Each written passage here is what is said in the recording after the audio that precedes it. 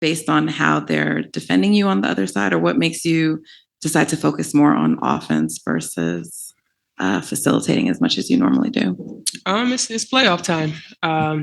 We kind of went through a little drought, and this is what I live for. Playoffs is what I'm waiting for all season long, and that's my game. I can hit you scoring, rebounding, assisting, and in that moment, my team needed me to score, and that's what I went out there and did. Over here. Question for Alyssa.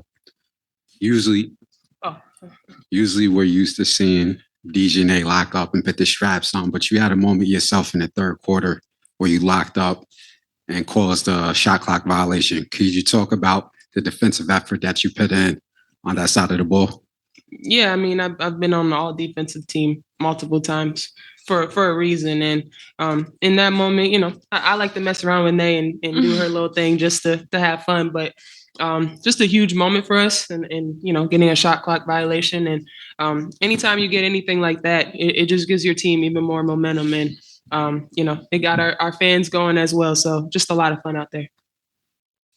Maggie? Oh, sorry. Dom and then Maggie. You could both kind of speak to it, but how has Marina fit in with the team coming in the middle of the season, late in the season? Obviously, she's got someone who you seem to want to have the ball in a big spot as much as anyone. She had a big shot tonight. So how has she fit in, and how has she become maybe a little bit of an difference maker for y'all? We knew she was going to be a difference maker for us. Part of the reason why we went out and got her. She's a different guard for us that can create and is not scared of the moment. And, unfortunately, Ty goes down with the ankle injury. But to have somebody like her off the bench that comes in and she's a bucket. And, we were honored to play harder defense. And she goes out there and does that for us as well. And she's just come in and been a great teammate and has done whatever has needed to be done, whether it's come off the bench, be in the starting role, and definitely happy to have her on our side. Also for you, AT, you've said before you see a lot of yourself in Dijonai. You've been here you've been here her past 4 years. What's it been like to see her get MIP, especially only 4 years into the league? A huge moment. I mean, we've been on her over her entire career just because we know what she's been capable of. And I think this is just a moment that shows just the beginning of what she's capable of. We've always had the utmost belief in her, and just a cool moment just to see her, get the recognition that she deserves. And, this is just the beginning for her. And also for Dijonai, just on winning that award, what did it mean to you? And then the second part of that is Veronica Burden obviously had a bigger role tonight than usual. I saw you were kind of celebrating with her after the game. What did you tell her, and kind of what was it like to see someone who normally doesn't play as many minutes have such a pivotal role in a win tonight? Yeah, it's always exciting to have, your hard work and all those things recognized, but also, shout out to my team, because the position that we're in allows me to be able to garner awards like that, finishing at the top half of the league. And then with V's ready every time whenever her number is called, whether it's for 2 minutes, whether it's for 25 minutes, it doesn't matter. And she's been on the all defensive team in college, and she knows that that's one of her roles on this team is to pick up and to guard people 94 feet. And I think she did an amazing job of that, especially. And then on the offensive side, she was aggressive today, and we needed that. We really did. She had to step up. Like AT said, Ty's down right now, and other people had to step up between her, Liv, Marina. Like they had to step up, and they did that. This question's for both of you. There's been a lot of noise across the country heading into this series and before each game, but for each tip off, from each tip off to the final whistle, the Sun have been locked in, professional, and taking care of business. What does it say to the professionality of this team that you've been able to shut out the noise? Honestly, it's been a lot of nonsense. I think in my 11-year career, I've never experienced the racial comments from the Indiana Fever fan base. We had her face on a serious matter that happened in this world, and it's unacceptable, honestly. And there's no place for it. And we've been professional throughout the whole entire thing, but I've never been called the things that I've been called on social media, and there's no place for it. And basketball is headed in a great direction, but nah, we don't want fans that are going to degrade us and call us racial names. I mean, we already see what's happening in the world and what we have to deal with in that aspect. And we come to play basketball for our job, and it's fun, but we don't want to go to work every day and have social media blown up over things like that. It's uncalled for, and something needs to be done, whether it's them checking their fans or this league checking. There's no time for it anymore. This question is for Dijonai. For your fan base and for young girls that follow you, and your fan base that's been following you from day one, I mean, they see the way you play, the swag, the outfits, your personality. But can you speak to what they don't see behind the scenes that put you in that spotlight today, that people noticed you were the most improved player tonight? I think it's just like I've had a journey to get to this position, from high school to now, just all the injuries, the year-long rehabs. Like, unless you go through it, injuries like that, like, you really don't understand what it takes to get you out of those places. And so, like, whenever I'm on the court and whenever I'm playing, I literally think back to those days in rehab, those days in physical therapy and all those things. Just wanting to be able to stand up, wanting to be able to bend, wanting to be able to, straighten your leg, just like the little things. And I think it makes you play with a greater sense of urgency, a greater passion. You see I'm out there, I'm having fun. Like, I love basketball, and I know it's like to have it taken away. And so I think that that's the biggest thing for me, is that every single time I'm out there, like, I'm gonna go 150%. And I think that that's what they've seen over the years, since I've been with Connecticut. Dijonai, so recently you had told me that you recently told me that you didn't think you were going to win Most Improved Player. So what was your initial reaction to winning the award? Yeah, I literally didn't. All right, I'm gonna take these out. But no, I definitely didn't think so. And not because I didn't think I deserved it, just because, Connecticut, we don't get the love and the hype and stuff that I think deserve and have earned. That's first. And second, I've never really won awards before. I've never been an All-American besides academically, which I guess is cool too, but I've never been an All-American. I've never been player of the year for the conference, different things in college. And so it was just something that I don't get my hopes up for, I guess, more so, for awards and things like that, because you never want to be let down. And so when it did happen, I was super, super surprised. They were like, Kathy wants to call you. And I'm like, oh my God, what did I tweet this time? But it was good, because Jen didn't tell me it was for something good. But yeah, I was just excited. I was at home. And it was a special moment to share. AT, I know you don't know who you're playing next, but you do have a couple days to rest, recover, recuperate. What's it going to take to win that next series, whether it's Minnesota or Phoenix, for you guys? Yeah, first, I'm just proud that we finally got it done and won a 3-game series. We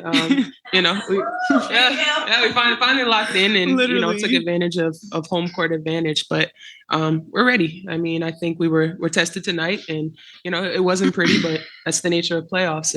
And we pulled out a gutsy win, but this team is hungry. We're ready. As you can see, our bench, everyone on our bench is contributing as well. And we're just having a lot of fun, and we're ready for what the playoff journey is going to unfold. Nay, you're on lockdown season, seatbelt season this year. First, who gave you the name? Where did it come from? And who is on your Mount Rushmore for defensive players? I can't answer the last question, but the seatbelt thing was me and Ty's little joke for the beginning of the season. I think we actually had a presser here early on in the season, and she had mentioned it it's seatbelt season. And then the click it or ticket, my brother, he came up with that one. So shout out to them. But yeah, we kind of just ran with it. And I don't have a Mount Rushmore. I'm sorry. Taking questions on Zoom. Let's start with Nathan. Hey, question for Dijonai. What do you take away from this team's collective defensive assignments, which forced the Fever to heavily rely on their main three scorers who fell short tonight? I don't, I think everybody stepped up like defensively. We forced them into tough shots, whether it was shot clock violations or whether it was just, last second heaves. I think Marina did a great job when people tried to ISO her. Veronica, obviously, I had already mentioned that. Liv stepped up huge, and then you know what you're going to get from AT and DB every day. And so I think it was just a complete team effort defensively. We obviously had our laps and things that we struggled on, whether it was rotations or coverages, but I think we stepped up when we needed to. And last question from Kevin. Good evening and congratulations, Dijonai, on Most Improved. This question is actually for AT. As a leader of this front court, how proud of you are you for Olivia Nelson-Adota, who tallied 24 minutes and had a really good defensive assignment on both Fag Benlay and Aaliyah Boston? How proud of you of her development this year, and what are you looking forward to moving forward as you move forward into the semifinals?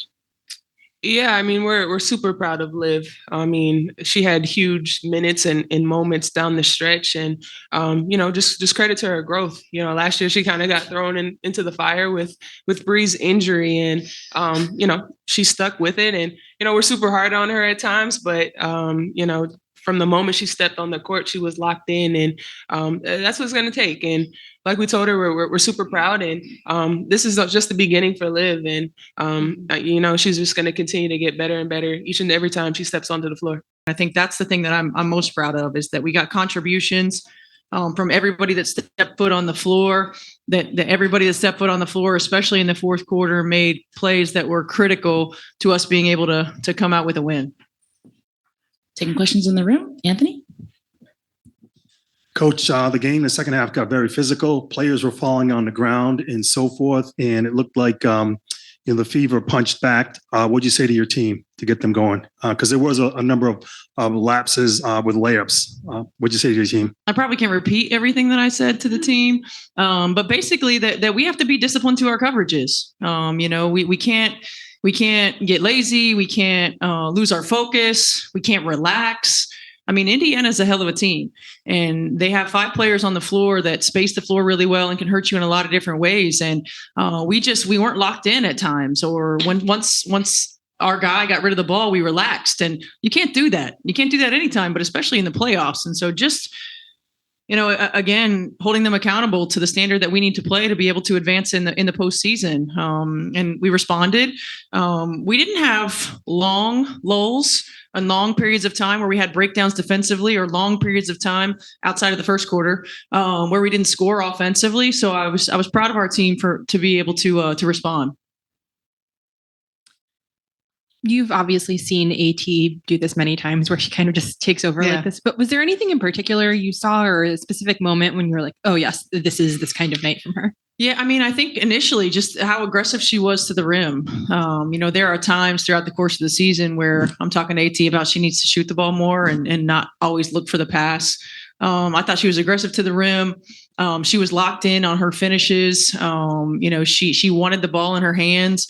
We always know what we're going to get from AT, certainly night in and night out. But when she takes a little bit more ownership of putting the ball in the basket, we're a better team.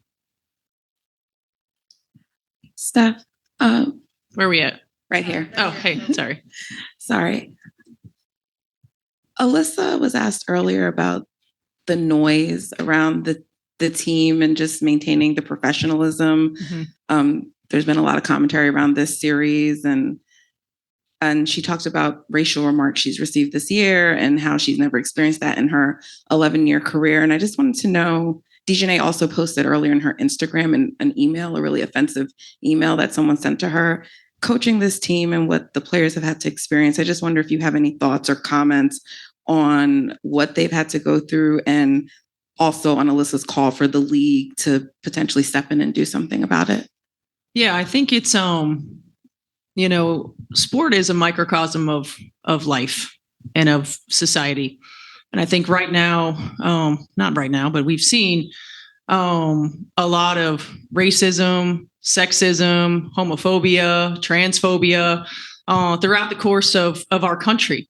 Sport is no exception, and it's unacceptable, to be quite honest. I think the thing that frustrates me the most is that, and is that I say we because I work in television as well, but what we in the media have to do a better job of not allowing trolls in social media to become the story. And I feel like we have allowed trolls in social media to frame the narrative of what the story is. And it's unacceptable. It's unacceptable. And we have to do a better job. I realize that, everybody's job is predicated on what's read, what's clicked on, what's whatever, what's watched. I understand that. But I also feel like we have a responsibility to be better when it comes to what we're representing, when it comes to, I don't want to say protecting because these women don't need protected, but when it comes to making sure that the narrative is about what we do. And it's not about who's being attacked, how they're being attacked, and we make that newsworthy. I applaud our team for maintaining their professionalism. Not just our team; it's a lot of teams in our league. It's a lot of athletes, not just in our league, who get attacked like this. And so I applaud the professionalism. We continue to encourage them to silence the noise, control what they can control. I don't go on social media for that reason. And it's protecting my peace, but I also realize that that's a privilege for me. And so I just encourage everybody to take a step back and think about if it's your sons or your daughters or your nieces or your nephews or your children, for goodness sakes, because if my children were being harassed like this, I'm not sure what I would do. I'm not sure what I would do. So we've got to get back to keeping the main thing. And I'm not talking about criticism because that comes with the territory. Like that is what it is. Like that's part of it. I get that. But the narrative doesn't need to be controlled by people who are just, on their keyboards spewing hate and negative vitriol everywhere. We saw that Bree took a pretty big hit to the shoulder early in the game. I was just wondering if she's okay. She did come back, but how is she just feeling? I haven't been able to check in with Breezy yet. I know that she was sore. I think she came back with some tape on. Liv was giving us great minutes, so I didn't really feel like we had to expose Breezy from that standpoint. Want to make sure that she's good, she's healthy, and she's ready to go. Hey, Coach. Last 2 minutes, they took the lead, I think with like about 1:58 left. What did you think was the separating factor for you guys down the stretch? I thought our veterans made winning plays. DB hit a huge three.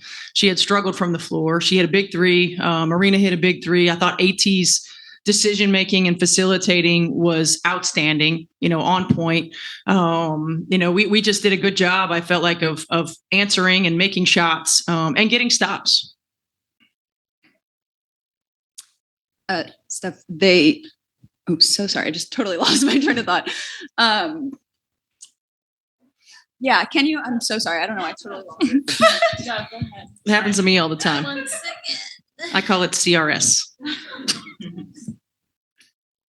Steph, I know you don't know who you're playing next round, but you are in the next round. Yeah. How nice is it to have a couple of days to relax, recover, recuperate, and get ready for that, whoever the opponent is on Sunday? For you guys? It's nice. I think for us especially, we've got a veteran team. We're a little banged up. It gives, Ty another couple of days to go through rehab, to rest, recover. Same thing for Breezy to make sure that she's good to go. We played heavy minutes. DBAT I'm not sure if she, outside of the last 3 minutes of game one, that she hasn't come out. Marina played heavy minutes. So I think for everybody just to be able to rest, recover, and it's been a heightened series in a lot of ways, physically, mentally, emotionally. So to be able to just come down, relax, get some time away, get a day off is going to be big for us. Okay, we're back. Marina was so clutch down the stretch. Yeah. I mean, I know you talk about her ability to kind of get hot in key moments. And what kind of goes into a player like that, being able to get hot at the right moment and come up in that stretch right there? There's just no fear, right? There's just like this fearlessness, this ability to be short-term memory, like is gone. Like she's just, she doesn't think about the last play. It's always the next play. She always feels like, and I always feel like, every shot is going to go in. And you have to, have players like that. She's not afraid of the moment. She's not afraid to take the big shot, the tough shot, the next shot. And that's, something that we have desperately needed. And certainly she's continued to be a difference maker for us. But her facilitating, I thought, was really good too. I mean, I thought she did a good job of finding of getting everybody else involved. Scott, Azar, and then end on Zoom with Kevin. How much did your defense versatility shine through in series? And then also talk at the end of the critical, do you feel like that was on maybe the momentum of the game? I think it's huge, to be able to end quarters, starting quarters and ending quarters is really important. I think we ended the half really well, obviously ended the game really well. Having defensive versatility is important for us. We've got a lot of different players who can do many things, but we also have to be able to keep teams off balance. We can't be predictable. Teams in this league are too good. We can't show them the same look every time. We've got to be able to make changes, particularly in a series. You play them once in a season and then play them again a few weeks later and a few weeks later, okay, maybe you can get away with that. But you've got to be humble enough, flexible enough to give different looks to keep people off balance. So I thought our ability to do that was important. I don't feel like we always executed it at the level that we need to continue to advance. But I felt like our players were receptive. We got after it and we were able to continue to give different looks. Hey, Coach. You guys really beat Indiana team tonight that I don't think a lot of people wanted to see in the playoffs, other teams in the playoffs, and you beat them down the wire. And then clearly, of course, now this next round, we know that it's going to be New York and Vegas, that all eyes are going to be on them. And whoever wins tonight, you're going to be playing them. Does it give you, how much of an advantage does it give you when it seems like all eyes are on everybody else and they're not on you, being that you consider the outcome of how you guys play and you've beaten the last 4 or 5 teams that's in the playoffs right now? You've beaten them. And how much of an advantage does it give you when everybody's eyes is on everybody else? I don't know. I mean, I think when you get to this point in the season, everybody's bringing their best, and we know that no matter who we're playing and no matter who else is playing, teams play at an elite level in the playoffs. And so, yes, everybody's going to be watching New York and Vegas. It's certainly a series of a rematch of the finals. There's no doubt about it. But we got to control the things that we can control. And we're going to either play Minnesota or Phoenix. We got to be ready to go because both opponents are quality opponents who have positioned themselves to be competing for championship. And so we got to be locked in to taking care of us, to focusing on our next opponent.